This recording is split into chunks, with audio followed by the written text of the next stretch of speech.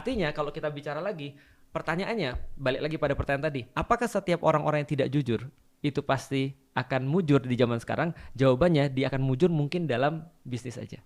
Tapi dalam kehidupan yang lain itu akan dia seimbangkan. Artinya dia akan bayar harganya. Setiap orang pasti akan bayar harganya sih sebenarnya. Karena nilai itu yang menenangkan kita. Ada orang luar negeri, Harvard meneliti tentang penyebab kebahagiaan dan mereka dapat satu.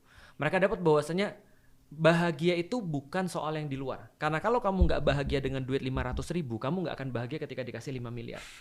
Karena bahagia itu soal bagaimana kita menyikapi itu semua sebenarnya. Aku sekali lagi tidak membuat orang-orang muslim lantas jadi males ya.